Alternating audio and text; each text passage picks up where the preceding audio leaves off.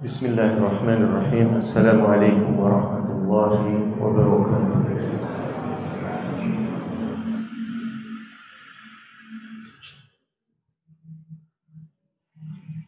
Alhamdulillahi rabbil alamin.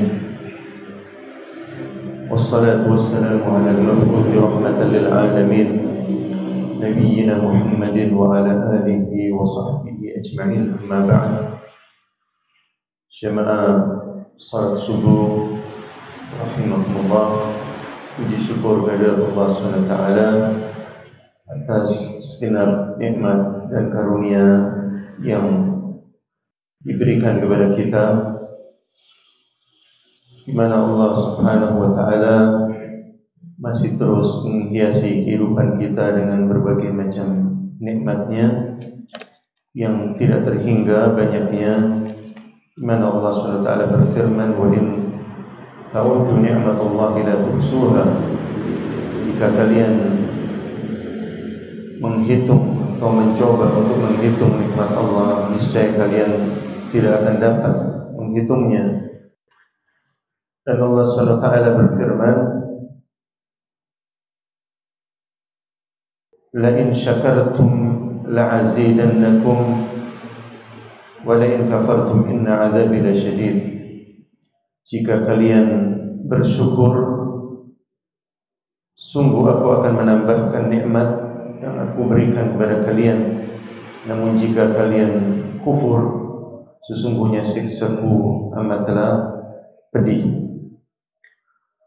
Maka sebagai ungkapan rasa syukur kita kepada Allah Subhanahu wa taala, kita harus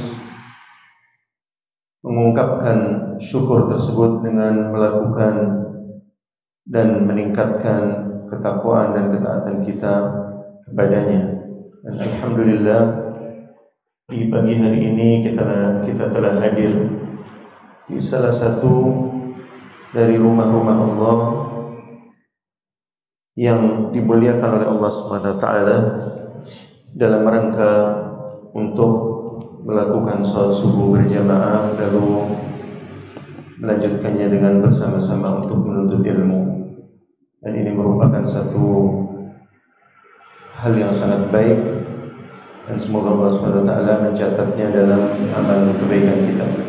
Hadirin sekalian, kita lanjutkan kajian kita, kajian Risalah Al-Qawaid Al-Arba' yang ditulis oleh Syekh Muhammad bin Abdul Wahhab.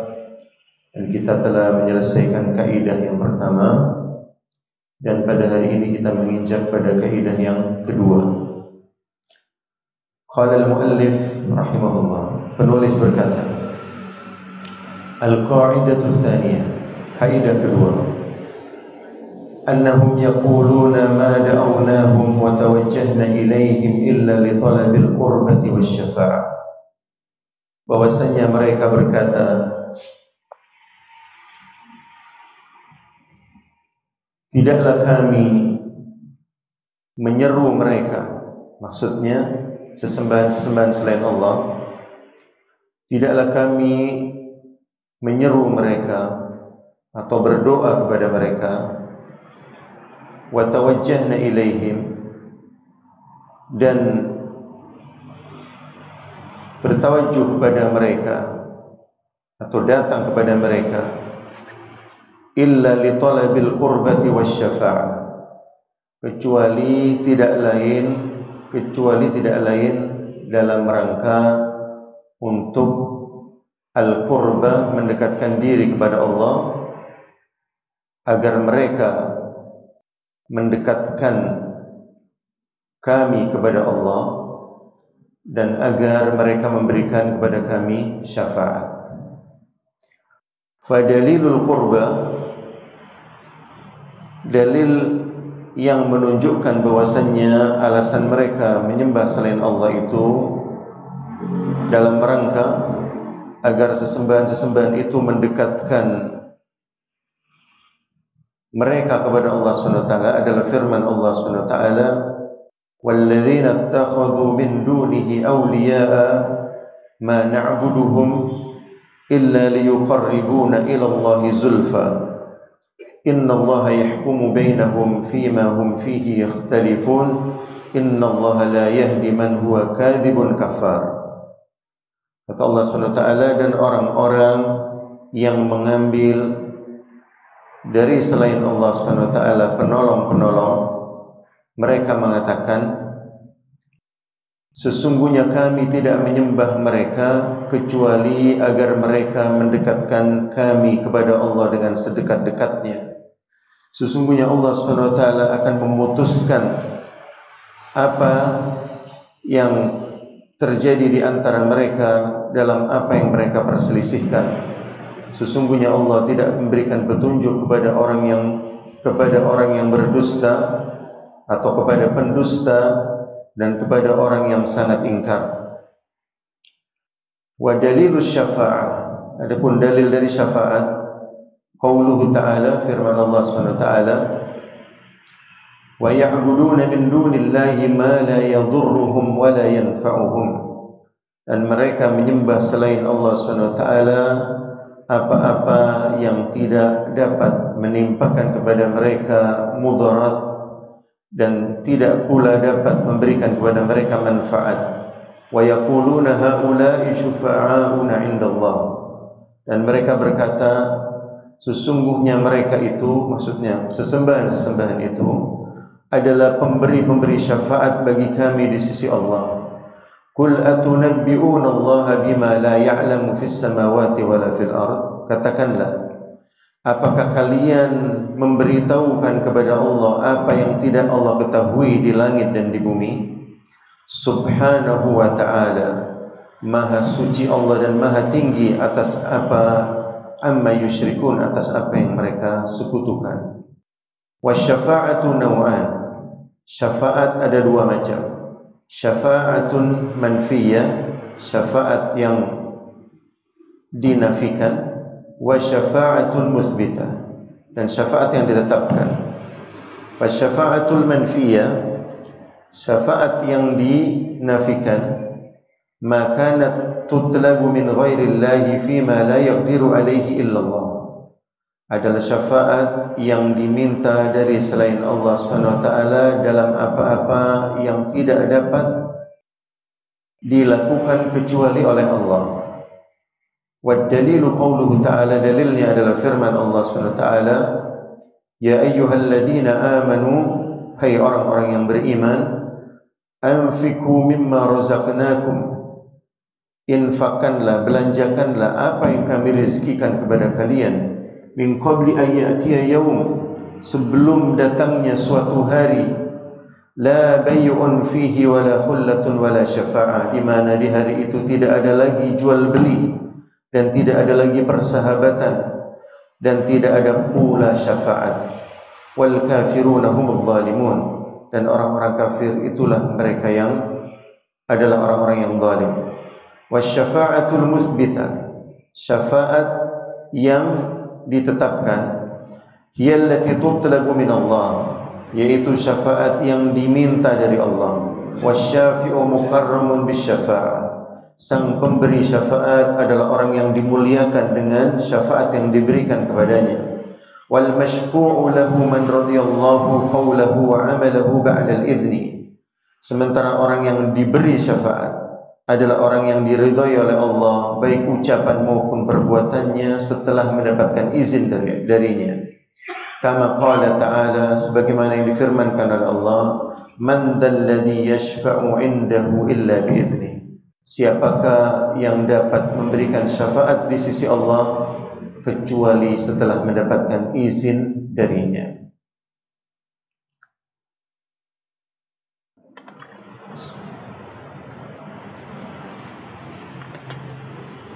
Jemaah sekalian,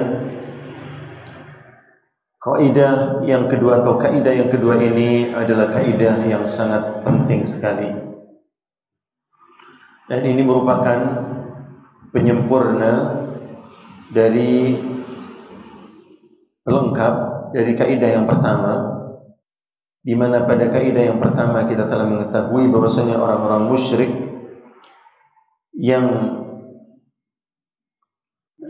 yang mana Nabi kita Muhammad SAW diutus kepada mereka, orang-orang musyrik tersebut meyakini dan mempercayai bahwasannya yang menciptakan alam ini, yang memberikan rezeki, yang memberikan segala macam nikmat, dan yang mengatur alam semesta ini adalah Allah Subhanahu wa ta'ala, yang menghidupkan dan yang mematikan. Namun demikian, keyakinan mereka tersebut tidak membuat mereka masuk ke dalam agama Islam, atau tidak menjadikan mereka terhitung sebagai orang-orang yang beriman. Lalu pertanyaannya adalah, jika mereka yang mempercayai dan meyakini bahwasanya yang menciptakan, yang memberikan rezeki, yang memberikan nikmat, dan yang mengatur alam semesta ini adalah Allah Subhanahu wa ta'ala, maka mengapa mereka menyembah selain Allah Subhanahu wa ta'ala, baik itu berupa patung atau berupa sesembahan-sesembahan yang lainnya, padahal mereka meyakini berhala-berhala tersebut, patung-patung tersebut tidaklah menciptakan atau tidak menciptakan, tidak memberikan rezeki, tidak mampu menimpakan mudarat, tidak mampu memberikan manfaat.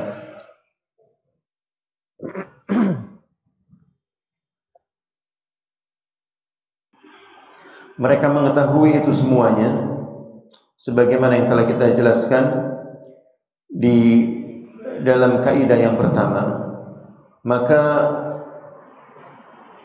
jawaban tersebut ada pada kaidah yang kedua ini, bahwasanya mereka mengatakan apa yang mereka sembah, apa yang mereka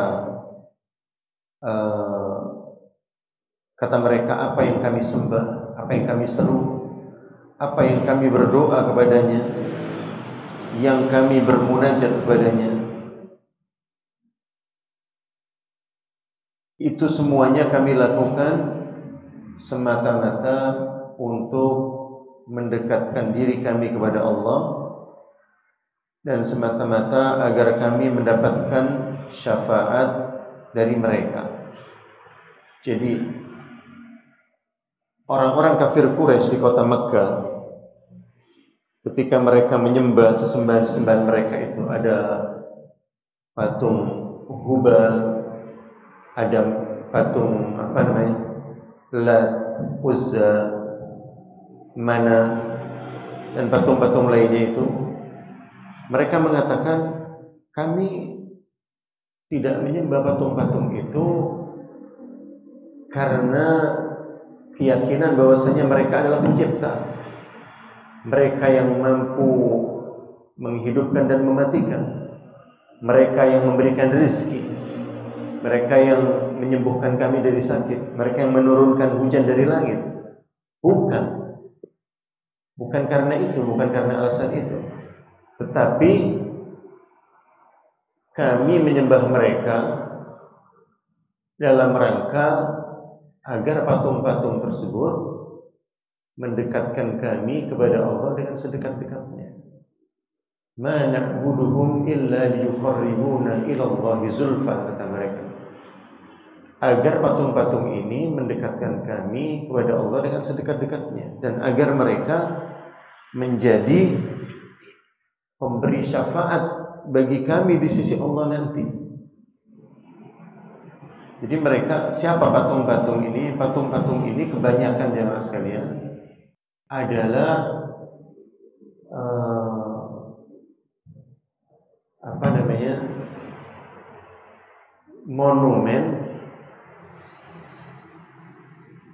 monumen dari orang-orang soleh yang mereka anggap sebagai orang-orang yang bersih, orang-orang yang memiliki kedudukan yang tinggi di sisi Allah. Lalu awalnya mereka jadikan sebagai monumen untuk mereka kenang kesalehannya, agar memotivasi mereka melakukan hal yang sama, agar mereka tetap mengingat kesalehan mereka dan ketaatan mereka sehingga mereka termotivasi.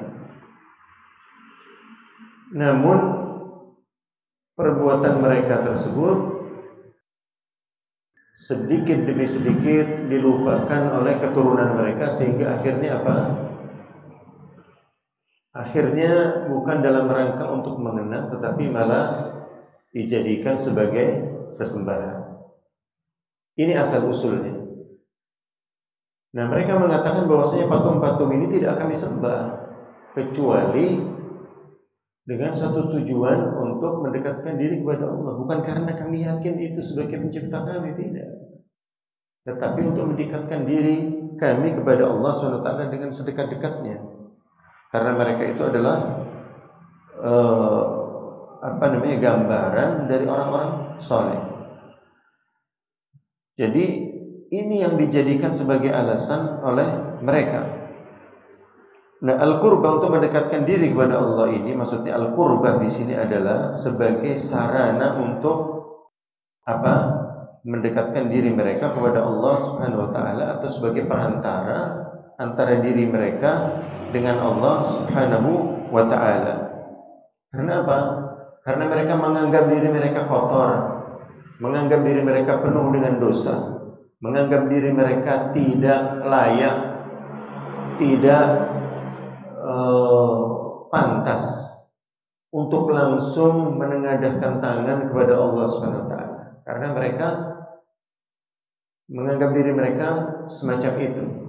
Menganggap diri mereka kotor, penuh dengan dosa dan tidak pantas untuk memohon kepada Allah Subhanahu wa taala. Maka mereka membutuhkan perantara, membutuhkan calo untuk menjadi penghubung antara diri mereka dengan Allah Subhanahu wa taala. Siapa penghubung-penghubung tersebut? Yaitu patung-patung ini. Nah, ini sebetulnya yang terjadi dengan orang-orang yang ada di zaman sekarang ini. Nah, dengan adanya perantara-perantara ini, maka mereka berharap keinginan mereka, harapan-harapan mereka dapat terwujud dan akan dipenuhi oleh Allah Subhanahu wa taala. Karena yang menjadi perantara ini adalah orang-orang yang dekat, orang-orang yang memiliki kedudukan yang mulia di sisi Allah Subhanahu wa taala.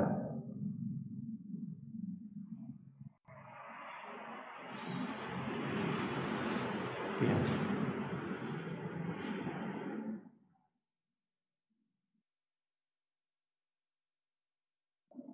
Makanya mereka menolak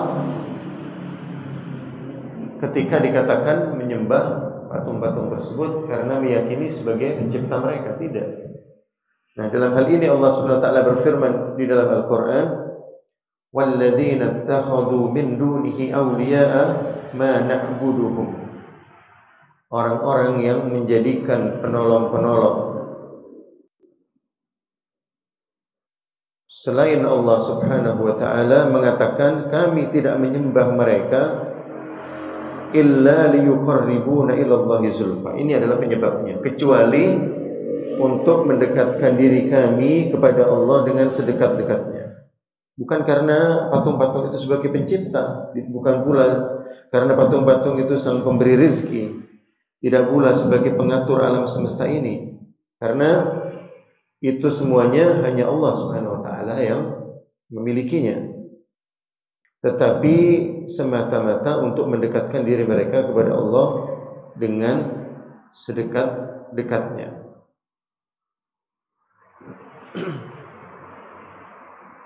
Nah, kalau kita menyaksikan kaum muslimin atau sebagian kaum muslimin yang hidup di masa ini, masih banyak kita dapati mereka memohon kepada selain Allah Subhanahu wa taala dengan alasan yang sama, dengan alasan yang sama dengan yang dikemukakan oleh orang-orang kafir Quraisy di masa Nabi Shallallahu Alaihi Wasallam. Datang ke kuburan, bahkan mereka datang dengan rombongan besar, dengan melakukan religi tour religius, mengunjungi makam-makam keramat, makam-makam wali. Untuk tujuan apa? Apakah untuk tujuan yang dikatakan oleh Rasulullah sallallahu alaihi wasallam, ala fazuruha fa innaha tudzakirukumul akhirah. Kata Nabi, dahulu aku melarang kalian mengunjungi kuburan di masa-masa awal datangnya Islam, khawatir mereka terjerumus ke dalam kemusyrikan. Tetapi setelah melihat keimanan benar-benar sudah mengakar di hati para sahabatnya, maka Nabi mengatakan, ala fazuruha, sekarang silakan kalian kunjungi kuburan itu. Fa innaha tudzakirukumul akhirah. Sesungguhnya kuburan itu mengingatkan kalian akan kehidupan akhir. Apakah orang-orang itu yang mengunjungi kuburan-kuburan itu dengan rombongan-rombongan dan seterusnya itu dalam rangka untuk mengambil ibrah, mengambil satu pelajaran, yaitu mengingatkan mereka akan kehidupan akhirat, mengingatkan mereka bahwasanya satu saat mereka pun akan menjadi penghuni kubur sebagaimana penghuni-penghuni kubur yang sudah ada itu, mengingatkan mereka bahwasanya mereka nanti akan mengalami apa yang namanya kematian, lalu mereka nanti akan ditanya di alam kubur dan seterusnya. Apakah dalam rangka itu? Tidak. Mereka datang ke kuburan itu dalam rangka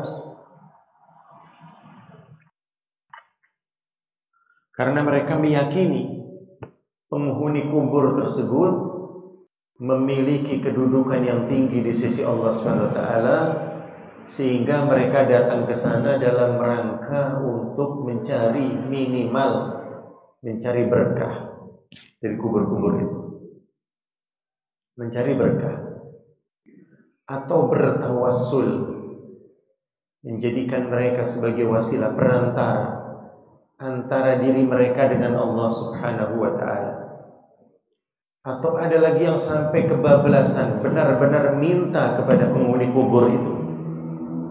Minta kepada penghuni kubur itu berbagai macam permintaan. Ada yang minta dicepatkan jodohnya, ada yang minta dilancarkan rezekinya, ada yang minta diberikan keturunan, ada yang minta diberikan harta yang banyak, ada yang minta ini, ada yang minta itu, disembuhkan sakitnya dan seterusnya. Nah, ini banyak sekali. Nah, ini sebenarnya tidak berbeda jauh dengan apa yang dilakukan oleh orang-orang kafir Quraisy. Yang namanya berhala itu jamaah bukan hanya dalam bentuk patung. Banyak yang diberhalakan di masa sekarang ini. Ada orang yang memberhalakan patung, memberhalakan pohon, memberhalakan benda pusaka, memberhalakan harta, memberhalakan kuburan. Ini semuanya diberhalakan, dipuja dan dijadikan sebagai tandingan selain Allah Subhanahu wa taala, sesembahan tandingan selain Allah Subhanahu wa taala. Jadi sebenarnya tidak ada bedanya. Sama. Kalau orang-orang sekarang, kenapa kamu datang ke sana? Kenapa kamu tidak mengangkat tangan langsung kepada Allah? Dan Allah mengatakan, ud'uuni astajib lakum. Berdoalah kepadaku, niscaya aku akan kabulkan permohonan kalian. Wa idza sa'alaka 'ibadi 'anni fa inni qaribun ujibu da'watad da'i idza da'an. Dan jika hamba-hambaku bertanya kepadamu wahai Muhammad tentang diriku, fa inni qarib, maka beritahukan kepada mereka sesungguhnya aku maha dekat, ujibu da'watad da'i idza da'a. Aku mengabulkan orang yang berdoa jika dia berdoa kepadaku. Falyastajibu li, maka hendaklah mereka mengharapkan apa? Mengharapkan pengkabulan doa kepadaku, memohon kepadaku dan mengharapkan dikabulkan permohonan mereka itu. Wal yu'minu bi, dan beriman kepadaku. La'allahum yarshudun, semoga mereka mendapatkan petunjuk. Jadi Allah mengatakan bahwasanya Allah Maha dekat.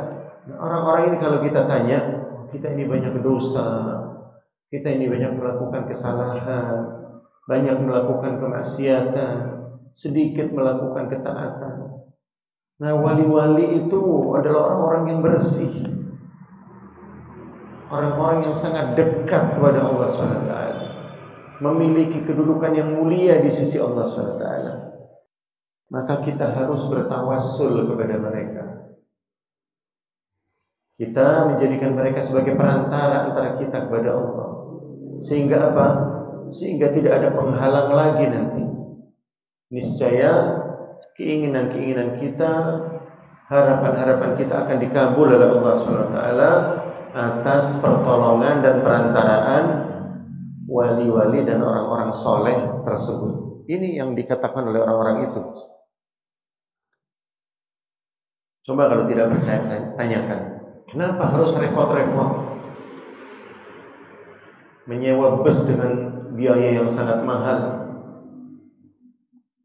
melakukan perjalanan, menginap di hotel dan seterusnya, pindah dari sana dan dari sini. Dan kalau sudah mengunjungi makam wali fulan itu bangganya luar biasa bangganya.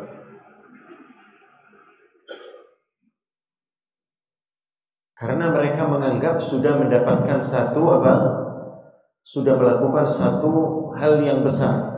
Saya sudah pernah mengunjungi makam wali fulan. Saya 2 kali sudah ke sana. Saya sudah 3 kali ke makam ini, misalkan makam itu dan seterusnya. Padahal tidak ada sama sekali keistimewaan di sana. Bahkan dilarang untuk melakukan perjalanan jauh, kecuali perjalanan jauh dalam rangka untuk beribadah, kecuali ke 3 tempat. Kata Rasulullah, la tushaddur rihal illa ila 3 masajid. Tidak boleh kita melakukan perjalanan jauh yang dengan cara menyiapkan bekal, menyiapkan persiapan-persiapan yang dibutuhkan. Maksudnya perjalanan safar yang sangat jauh dalam rangka untuk ibadah, kecuali ke 3 tempat. Kemana aja? Al-Masjidil Haram, wa Masjidi hadza, wal Masjidil Aqsa. Yang pertama ke Masjidil Haram, kedua ke masjidku ini, kata Nabi, Masjid Nabawi, dan Al-Masjidil Aqsa. 3 tempat ini. Seandainya ada orang dari Jawa Timur,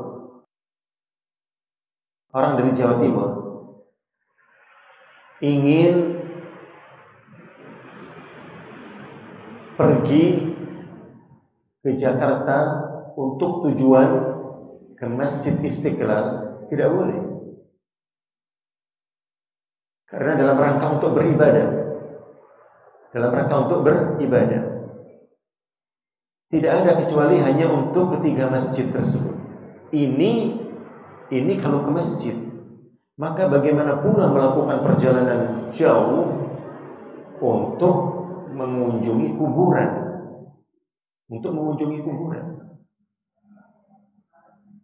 Yang terkadang kuburan tersebut tidak jelas siapa penghuninya. Saya kasih contoh, di satu pesantren di Jawa Tengah, di belakang pesantren ini ada pesantren yang didirikan. Di belakangnya ini kebun atau hutan, ada kuburan di situ. yang tidak tahu ini kuburan siapa. Ada yang mengatakan Mbah Fulan, siapa tidak tahu. Ini sepanjang tahun didatangi oleh orang-orang karena dianggap sebagai kuburan keramat. Penghuninya siapa tidak jelas. Lalu diberikan dibuatkan dinding gitu, diberikan atap, tidak jelas. Bahkan tidak tahu di bawahnya itu betul-betul ada yang dikuburkan di situ atau tidak jelas. Tapi sudah terlanjur dikampanyekan, terlanjur dipromosikan kemana-mana, maka datanglah orang-orang ke sana untuk minta ini dan minta itu. Nah, ini sudah sudah menjadikan kuburan ini sebagai apa? Sebagai sebagai tandingan sesembahan selain Allah Subhanahu wa ta'ala.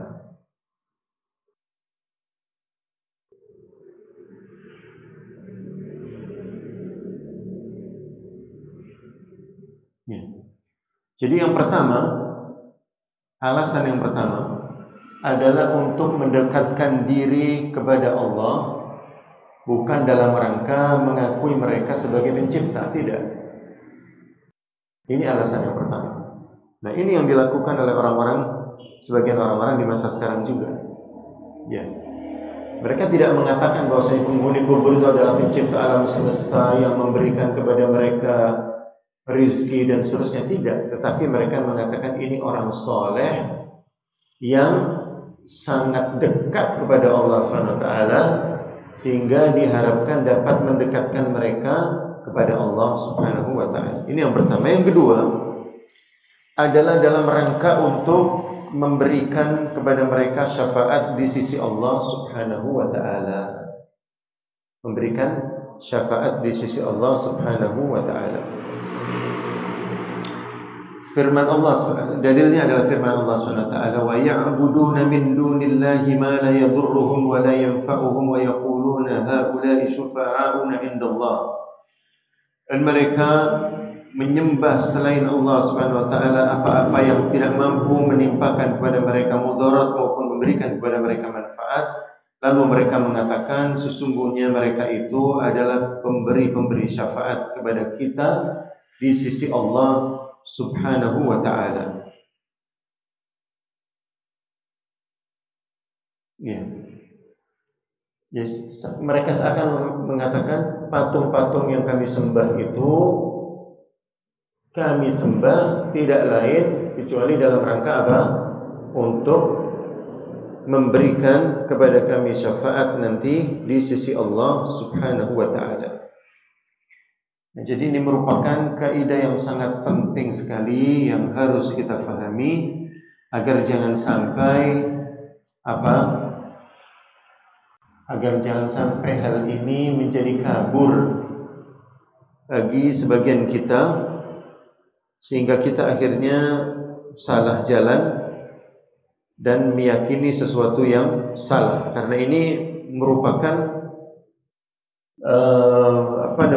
kemusyrikan yang dapat menjerumuskan pelakunya ke dalam kebinasaan. Karena ini tidak ada bedanya dengan orang-orang musyrik yang mana Nabi SAW diutus kepada mereka di kota Makkah.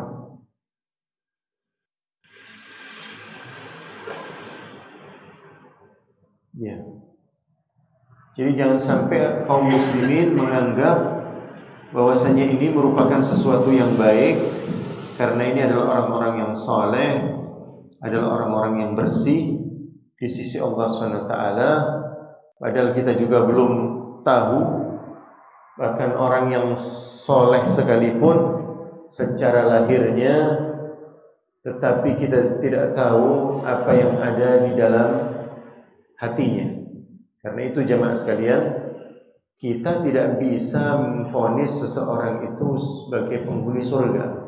Ada sebagian orang misalkan kalau kita menganggapnya sebagai orang yang soleh, seorang ulama besar, seorang ahli ibadah, maka kita mengatakan, Masya Allah itu ahli jannah, penghuni surga itu.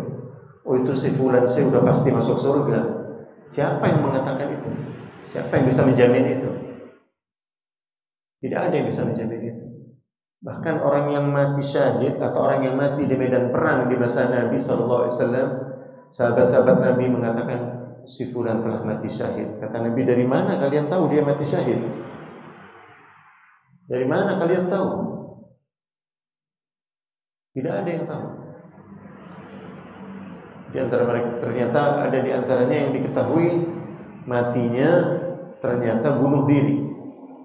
Karena ketika luka itu sudah tidak sanggup lagi dia tahan, maka dia membunuh dirinya sendiri. Ada lagi yang jihadnya bukan karena Allah, tetapi karena apa? Ingin dipuji sebagai seorang pemberani, atau karena apa? Karena fanatisme terhadap golongannya, kelompoknya. Ini semuanya tidak mendapatkan pahala syahid. Tidak mendapatkan pahala syahid. Bahkan Nabi SAW memiliki saudara susu yang bernama Utsman bin Mad'un yang sangat dicintai oleh Nabi SAW.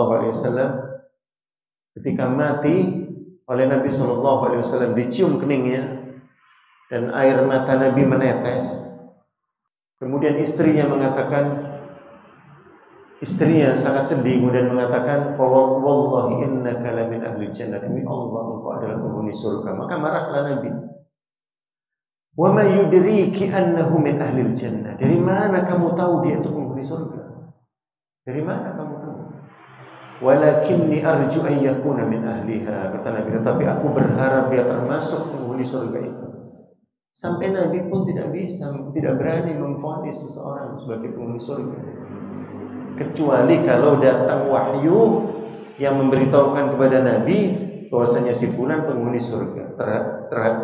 Terhadap beberapa orang sahabat, Nabi mengatakan fulan penghuni surga, fulan penghuni surga, karena Nabi mendapatkan wahyu. Tidak ada yang tahu. Jadi tidak bisa kita memvonis seperti itu. Nah, orang-orang di zaman sekarang itu seperti itu. Memvonis seseorang itu, ini orang soleh, ini ahli jannah, penghuni surga. Dari mana kita tahu itu? Nah, di sini kita ulangi lagi bahwasanya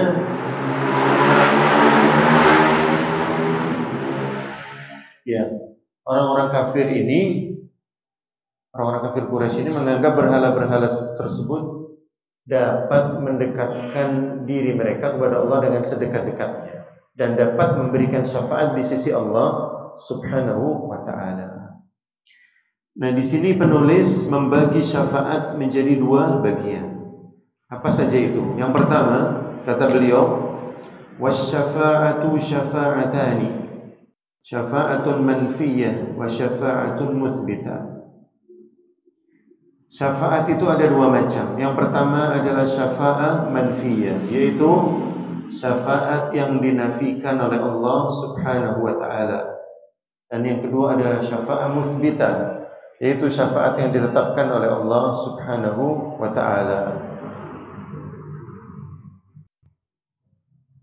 Ya, kalau kita membaca Al-Quran, maka kita akan mendapati syafaat ini memang ada dua macam dan disebutkan di dalam banyak ayat. Ada syafaat manfiyah, ada syafaat musbitah. Syafaat yang oleh Allah Subhanahu wa ta'ala ditetapkan dan syafaat yang dinafikan, yang dibolehkan dan yang tidak dibolehkan, atau ditetapkan dan ditolak oleh Allah Subhanahu wa ta'ala.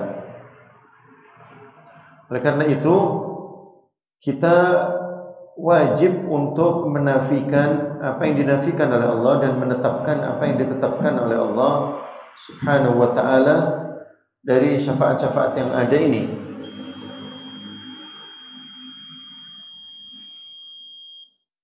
Ya. Jadi barang siapa yang menetapkan syafaat yang dinafikan oleh Allah Subhanahu wa ta'ala, maka dia telah terjerumus ke dalam kesesatan dan kebatilan. Ya.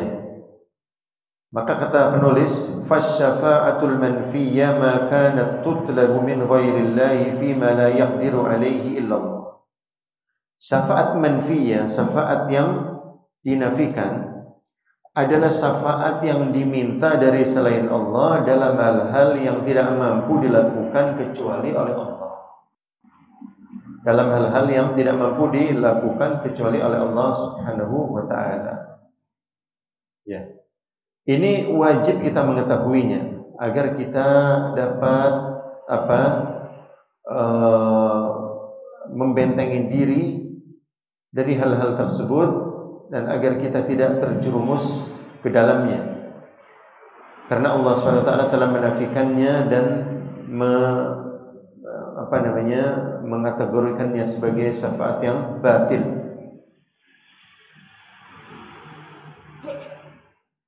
Ya. Misalkan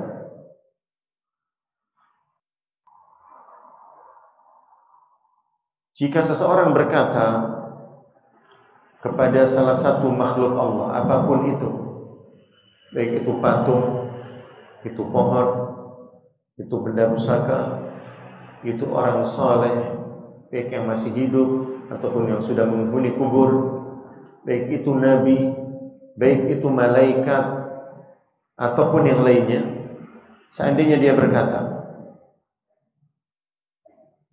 aku memohon kepadamu agar engkau memasukkanku ke dalam surga, atau agar engkau menyelamatkan diriku dari api neraka, atau agar engkau menetapkan diriku di atas keimanan, atau agar engkau menjagaku dari kesalahan, atau agar engkau menunjukkanku jalan yang lurus, atau agar engkau menghindarkanku dari fitnah-fitnah yang dapat menyesatkan diriku,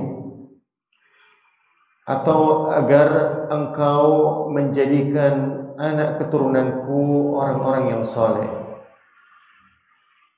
atau agar engkau mengaruniakan kepada diriku istri yang salihah, atau mengaruniakan kepadaku keturunan yang saleh, atau agar engkau memberikan kepadaku rizki atau kekuasaan atau yang lainnya. Ini semuanya dipanjatkan kepada makhluk dari makhluk-makhluk Allah Subhanahu wa taala, siapapun itu, baik itu makhluk yang lemah maupun makhluk yang kuat seperti malaikat, setinggi apapun derajatnya, selama itu adalah sesuatu yang tidak layak diminta kepada selain Allah Subhanahu wa taala, karena itu merupakan hal yang tidak dapat dilakukan oleh Allah, kecuali yang tidak dapat dilakukan kecuali oleh Allah Subhanahu wa taala, maka inilah yang disebut dengan syafaat manfiyah, syafaat yang dinafikan oleh Allah Subhanahu wa taala. Ya.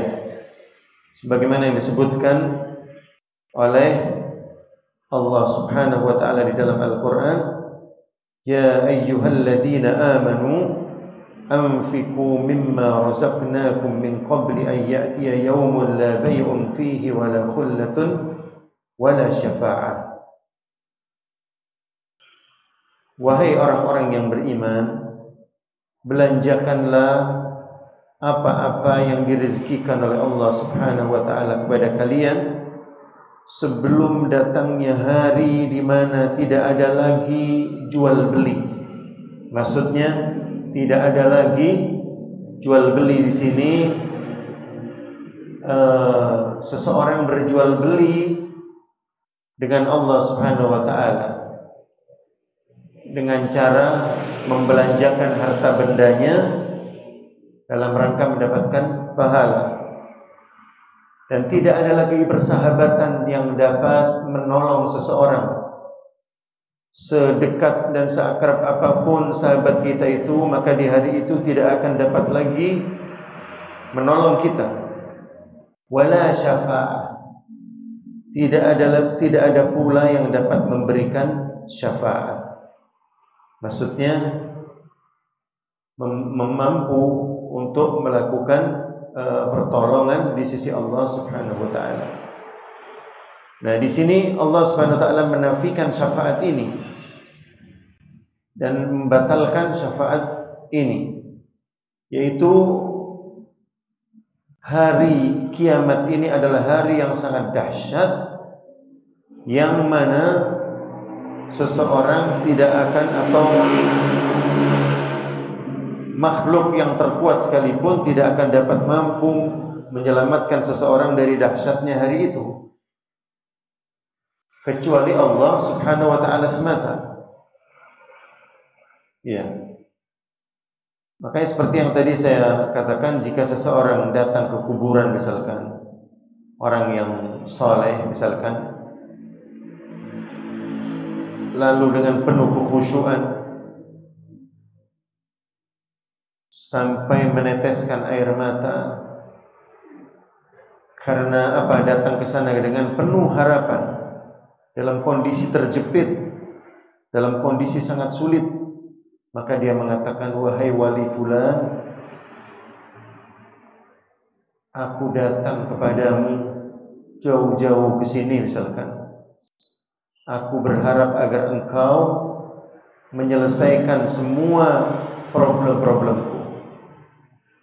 Aku dalam kondisi fakir, aku meminta agar aku diselesaikan dari kefakiranku. Aku dalam kondisi misalkan sudah lama menikah, belum juga mendapatkan keturunan. Aku misalkan dalam kondisi sakit, sudah berobat kemana-mana tapi tidak kunjung sembuh.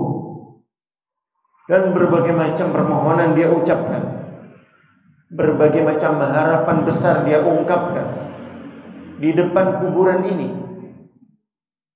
Dalam rangka apa? Dalam rangka agar permasalahan-permasalahannya, problem-problemnya dapat diselesaikan dengan berdiri di depan kuburan tersebut. Maka ini adalah memohon syafaat.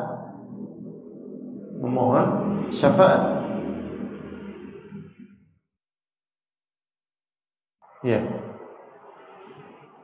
Ini adalah hal yang sangat terlarang. Dan ini yang sebagian besar dilakukan oleh orang-orang yang datang ke kuburan keramat itu. Kalau bukan untuk tujuan ini, untuk tujuan apa lagi? Tidak ada. Tidak ada. Kebanyakan dari mereka tidak tahu bahwasanya datang ke kuburan itu dalam rangka untuk yang pertama mendoakan penghuni kubur, yang kedua untuk mengingatkan diri sendiri, mengambil pelajaran. Mengambil pelajaran. Kalau ziarah ke kubur itu untuk dua hal ini. Untuk dua hal ini. Yang pertama, mendoakan penghuni kubur, baik itu orang tua kita sendiri, saudara-saudara kita, kerabat-kerabat kita, atau kaum muslimin secara umum, atau dalam rangka untuk mengambil pelajaran agar mengingatkan kita kepada alam akhirat, maka tidak perlu datang jauh-jauh. Di sekitar kita banyak kuburan kok. Ada yang cukup dengan jalan kaki atau cukup naik motor 5 menit juga sampai. Kenapa harus mengeluarkan biaya mahal, menyewa bus, harus menabung dalam waktu lama, karena biayanya tidak sedikit. Terkadang harus berjuta-juta, tur berkeliling mengunjungi sampai sekian makam. Untuk tujuan apa kalau bukan untuk tujuan meminta-minta ke sana? Kalau tujuannya mengambil pelajaran, cukup di kuburan yang dekat. Kalau tujuannya untuk mendoakan, datang ke kuburan orang tua kita saja, doakan orang tua kita. Orang tua, kerabat-kerabat kita, kaum muslimin secara umum. Tetapi itu semuanya memang sengaja dilakukan dalam rangka dan dengan keyakinan dapat memberikan kepada mereka keberkahan, dapat memberikan kepada mereka manfaat, dan dapat menjauhkan mereka dari mudarat. Ini yang jadi problem. Ya.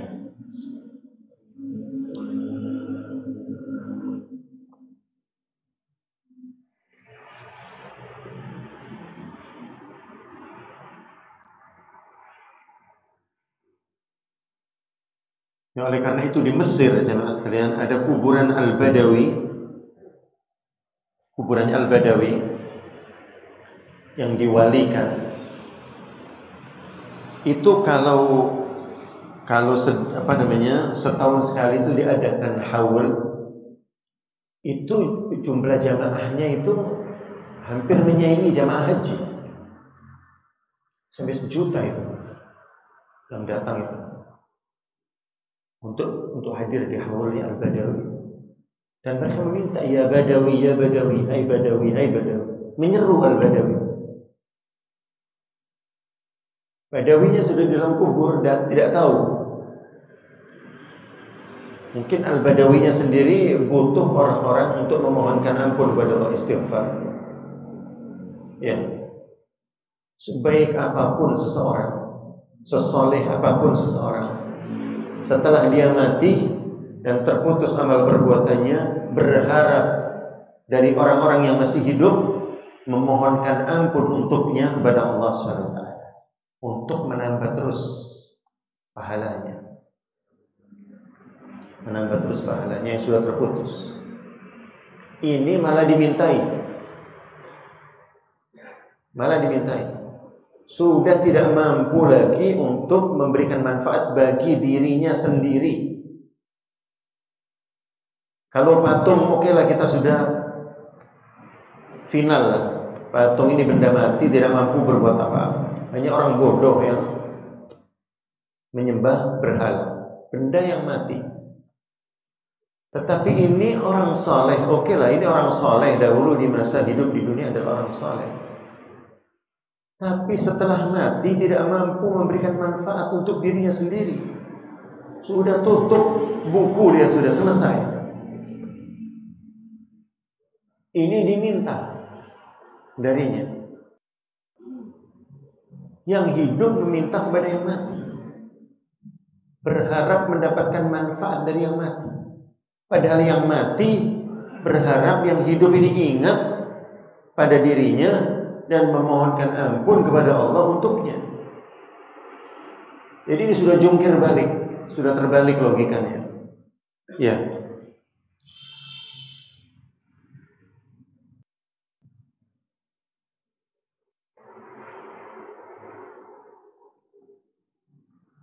Ya, ada satu kisah lucu. Jamaah sekalian, biasanya orang apabila sudah dalam kondisi terjepit, maka fitrahnya akan muncul lagi. Akan mengisahkan Allah SWT. Beberapa kali kita sebutkan di sini kisah tentang orang-orang yang berlayar. Kata Allah SWT, wa idza raqibu fil fulki da'aw Allah mukhlishina lahu ad-din falamma najjahum ila al-barri idza hum yusyrikun. Apabila mereka mengarungi lautan, lalu mereka diombang-ambingkan oleh badai dan ombak yang besar, da'aw Allah mukhlishina lahu ad-din, memohon kepada Allah, ya, mukhlishina lahu ad-din, dengan mengikhlaskan, memurnikan ibadah kepada Allah SWT. Maksudnya mengikhlaskan, memurnikan doa dengan tulus kepada Allah SWT. Yakin bahwasanya Allah SWT sebagai satu-satunya zat yang dapat menyelamatkan mereka dari bencana itu. Falamma najjahum ilal barri, maka tatkala Allah telah menyelamatkan mereka ke daratan, idahum yusyrikun, mereka balik lagi menyekutukan Allah SWT. Seperti itu. Ini ada kisah sekelompok orang sedang mengarungi lautan di satu kapal. Tiba-tiba diombang-ambingkan ombak. Kalau ayat tadi, ini orang-orang yang secara fitrahnya masih ada keimanan. Ini orang-orang yang ada di atas kapal ini adalah orang-orang yang mengagungkan orang-orang yang dianggap soleh itu. Dan di zaman sekarang ini masih ada. Misalkan ada kisahnya tentang di dalam di dalam kisah orang soleh, misalkan manakib orang-orang soleh itu, ketika mereka sedang melakukan perjalanan di padang pasir, tiba-tiba mereka dirampok. Maka salah seorang dari mereka mengatakan, andai saja, kalau tidak salah ini kisah Syekh Abdul Qadir Al-Jailani, andai saja, kata dia, ada Syekh Abdul Qadir Jailani, maka ini semuanya tidak terjadi. Atau mereka menyebut wahai Syekh Abdul Qadir Jailani, atau bagaimana? Tiba-tiba dari atas langit muncullah semacam bejana gitu yang terbuat dari logam, kemudian memukuli kepala para perampok itu sehingga mereka bergelimpangan, jatuh. Kemudian para musafir ini sepulangnya mereka ke Baghdad, mereka mengisahkan bahwasanya mereka di padang pasir dirampok, lalu mereka menyebut Syekh Abdul Qadir Jailani, lalu bergelimpanganlah para perampok itu. Kabarnya Syekh Abdul Qadir Jailani ketika itu sedang wudu, mengambil gayung dari logam itu. Tiba-tiba dia diam, lalu dilemparkan gayung itu ke atas udara, kemudian hilang sampai ke padang pasir seperti itu. Lah, ada di zaman sekarang ini orang-orang yang masih kalau dalam kondisi sulit menyebut wali fulan, bukan menyebut Allah. Nah, ini orang-orang yang sedang berlayar ini, ketika diombang-ambing ombak, mereka menyebut wahai wali fulan, selamatlah kami, wahai si fulan, wahai si fulan. Di antara mereka ada orang tua yang melihat hal tersebut, maka dia kesal. Tidak ada yang memohon kepada Allah SWT. Maka dia menengadahkan tangan, ya Allah, sesungguhnya penumpang kapal laut ini tidak ada yang beriman kepadamu. Ya Allah, tenggelamkanlah kapal ini. Ya Allah, tenggelamkanlah kapal ini. Meminta kepada Allah agar kapalnya ditenggelamkan. Maka ditenggelamkan oleh Allah SWT. Jadi hanya satu orang ini yang beriman kepada Allah SWT. Yang lainnya tidak meminta kepada Allah, dalam kondisi sulit pun masih meminta kepada makhluk. Ya. Ada tidak di masa sekarang ini? Ada. Di masa saya kecil, ada satu orang kaya yang disihir oleh para pesaingnya, mungkin orang-orang yang bersaing dengan dia, sehingga habislah badannya, perutnya besar, kalau muntah mengeluarkan jarum, kalau menggaruk badannya keluar pecahan beling dan belatung. Ini nyata jemaah, ini disihir. Itu terkenal ceritanya. Karena ini suami dari salah satu kerabat saya. Suami dari bibi ayah saya. Kalau menggaruk ini keluar belatung sama besi. Kalau muntah keluarnya jarum sama paku. Itu sepanjang hari teriak-teriak kesakitan. Sudah dibawa ke dokter, dibawa kemana-mana, tidak bisa, tidak sembuh. Karena memang istilahnya orang bilang dibikin ya, istilahnya ya, disihir. Maka karena sudah tidak sabar lagi, keluarganya dibawalah ke dukun.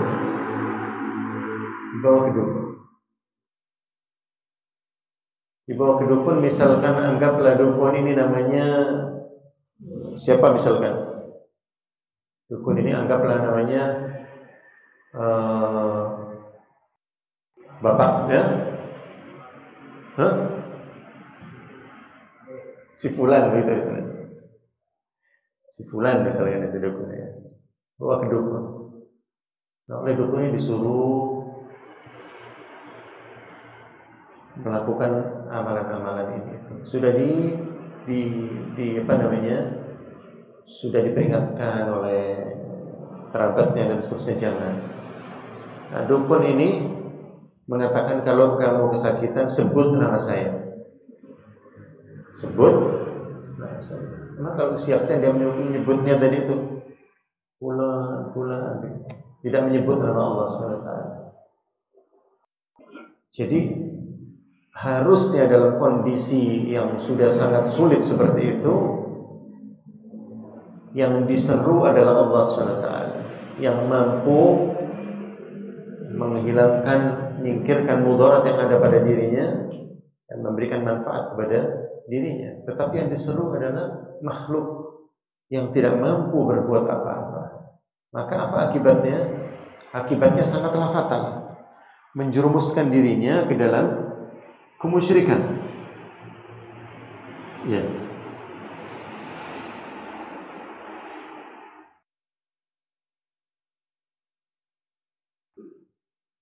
Ya. Dikisahkan jemaah sekalian. Ya, tentunya kita tegaskan lagi bahwasanya syafaat manfiyah tadi adalah syafaat yang dinafikan oleh Allah SWT. Itu syafaat yang hanya bisa diminta, adalah syafaat yang diminta dari selain Allah dalam hal-hal yang hanya mampu dilakukan oleh Allah. Iya. Ada satu cerita lucu, ya, bahwasanya di antara jamaah-jamaah yang ziarah ke Masjid Nabawi, datang ke Masjid Nabawi itu kan pasti biasanya mereka ziarah ke makam Nabi SAW, dan makam Nabi itu ditutup rapat, tidak terlihat karena posisinya di dalam masjid. Posisi makam Nabi itu di dalam masjid. Dahulu di zaman dinasti Ottoman, Turki Utsmani, itu ketika pelebaran Masjid Nabawi itu mereka melebarkannya ke arah kuburan Nabi, sehingga kuburan atau makam Nabi itu masuk ke dalam masjid. Seharusnya ini tidak seperti itu. Nah, karena kondisinya sudah masuk ke dalam, maka ini sulit untuk jadi hukum kuburan yang dibangun di atasnya masjid, atau ada masjid di atasnya. Ulama mengatakan jika masjid terlebih dahulu ada,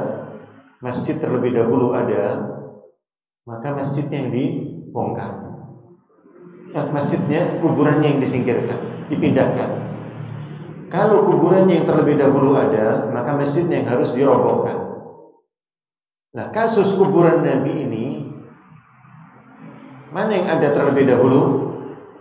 Masjidnya yang ada dahulu. Masjid Nabawi itu ada duluan. Kemudian Nabi SAW tidak dikuburkan di masjid, dikuburkan di rumahnya, di rumah istrinya Aisyah radhiyallahu anha. Merupakan satu kesalahan ketika penguasa di masa itu memasukkan kuburan ke dalam masjid. Padahal ada larangan itu, dan Nabi sudah mewanti-wanti itu. Kata Nabi, janganlah kalian jadikan kuburanku sebagai masjid. Ala fala tattakhidhu qabri masjidan fa inni nahaitukum an dzalik. Janganlah kalian jadikan kuburku sebagai masjid, sesungguhnya aku melarang kalian melakukan itu. Nah, ketika sudah terjadi seperti ini,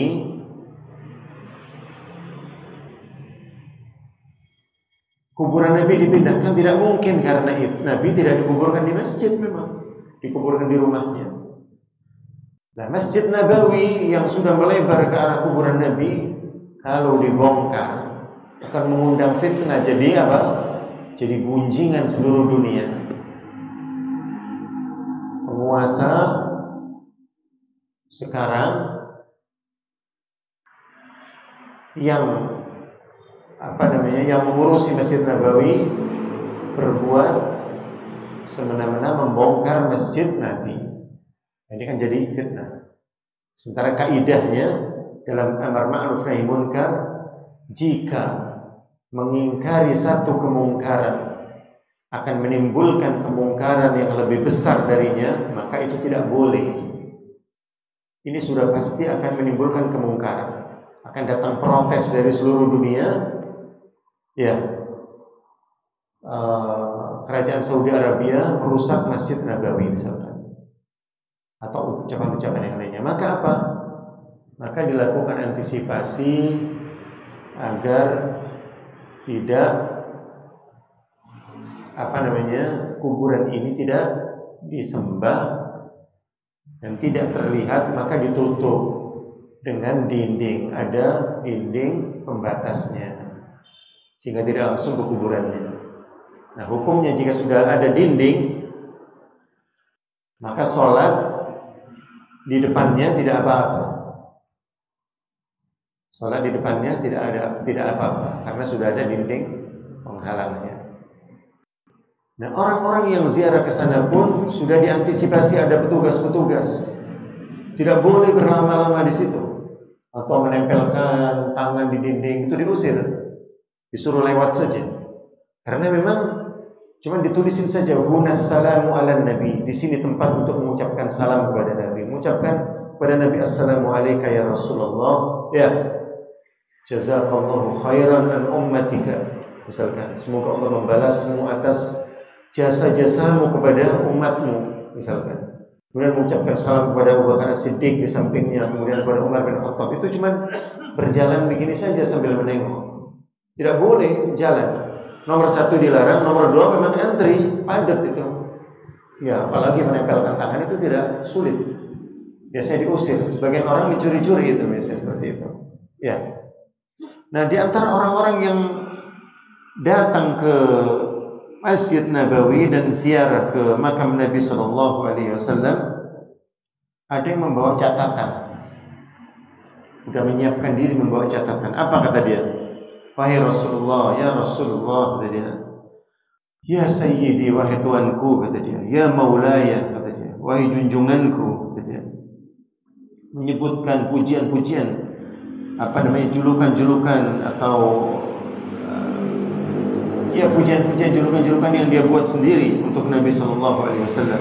Kemudian dia mengatakan, sesungguhnya aku adalah hamba yang dalam kondisi sangat sangat sulit. Aku adalah seorang hamba yang sangat fakir. Fakir dalam bahasa Arab artinya membutuhkan pertolongan. Ya, hamba yang sangat hina, sangat butuh terhadap ini dan itu. Ya, aku datang ke sini memohon kepadamu, memohon. Ya, memohon. Datang kepadamu memohon, berlindung. Ya, maka janganlah engkau menolak permohonanku.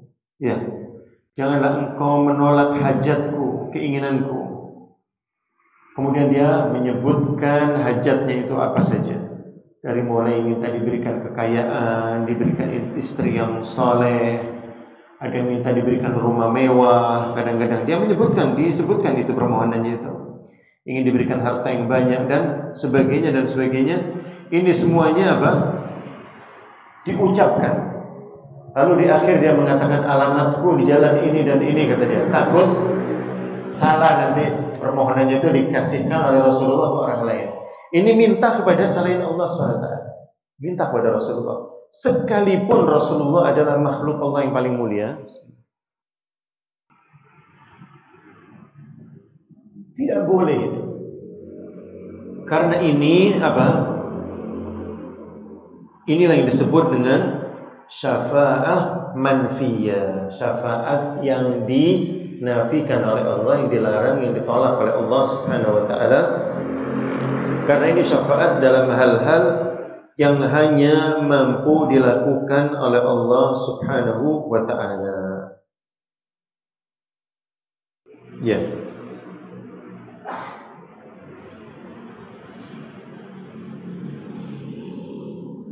Ya. Sekalipun Nabi SAW adalah makhluk yang paling mulia. Karena apa? Allah Subhanahu wa taala berkata kepada nabinya, wa idza sa'alaka 'ibadi anni fa inni qarib, dan apabila hamba-hambaku berkata kepadamu wahai Muhammad, sesungguhnya aku sangatlah dekat. Ujibu da'watad da'i idza da'an, aku mengabulkan doa orang yang memohon apabila dia memohon kepadaku. Jadi Allah SWT itu maha dekat, maha dekat. Jadi Allah SWT ingin apa?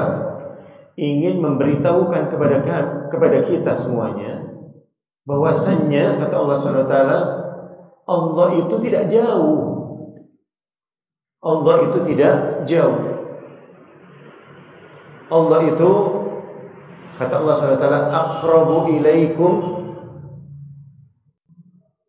min hablil warid, lebih dekat kepada kalian daripada urat leher kalian sendiri. Urat leher kita itu nempel di kita. Allah itu lebih dekat dari itu. Maksudnya Allah ingin mengatakan sangat-sangat dekat. Maka apa? Maka tidak perlu kalian pakai perantara memohon kepada Allah itu. Allah itu maha mendengar, Allah itu maha melihat, maha tahu apa yang menjadi hajat hambanya, kebutuhan hambanya, kesulitan hambanya. Allah maha dekat. Maka apa yang harus dilakukan oleh sang hamba? Cukup mengangkat tangan, memohon kepada Allah Subhanahu wa ta'ala secara langsung. Allah Subhanahu wa ta'ala itu tidak seperti pejabat tinggi yang apabila kita mau menemui harus mengantri, harus bersurat dulu, meminta waktu dulu, nanti tetap ditentukan datangnya di hari ini, tanggal sekian, jamnya pun ditentukan jam sekian, karena dia sudah ada agenda yang sangat banyak. Kita tidak perlu untuk membuat janji dengan Allah SWT. Allah melayani kita, Allah memberikan semua hajat dan keinginan kita 24 jam, sekalipun jumlah kita bermiliar-miliar. Seandainya, kata Allah SWT, semua kalian, baik manusia maupun jin, berdiri di satu tempat, masing-masing memanjatkan permohonannya, maka satu-satu dikasih oleh Allah permohonannya. Satu-satu dikasih oleh Allah SWT. Ya. Jangan seperti seorang badui yang pernah saya ceritakan di sini, datang ke Masjidil Haram, kemudian tawaf di Ka'bah di tengah malam, kemudian dia memohon kepada Allah, ya Allah, kata dia, Allahumma qdi hajati qabla yuzahimakan nas. Ya Allah, kabulkanlah hajatku sebelum orang-orang berdesak-desakan memohon kepadamu, sehingga Allah dikiranya bakal bingung karena banyaknya orang yang memohon. Maka mumpung masih sepi, penuhi hajatku ya Allah. Allah SWT maha tahu siapa yang memohon kepadanya di waktu yang sama, sebanyak apapun jumlahnya. Maka tidak perlu datang kepada orang soleh, meminta kepada ini, meminta kepada itu. Ya, ini yang dapat kita kaji di hari ini. Mudah-mudahan kita dapat melanjutkan kajian kita. Kita sudah jelaskan apa itu syafaat manfiyah, dan kita akan mempelajari syafaat mutsbitah, syafaat yang dibolehkan, insyaallah pada kesempatan yang akan datang. Wassallallahu wasallam wa baraka ala abdihi wa rasulih Muhammad, wa akhiru da'wana alhamdulillahi rabbil alamin. Wassalamu alaikum warahmatullahi wabarakatuh.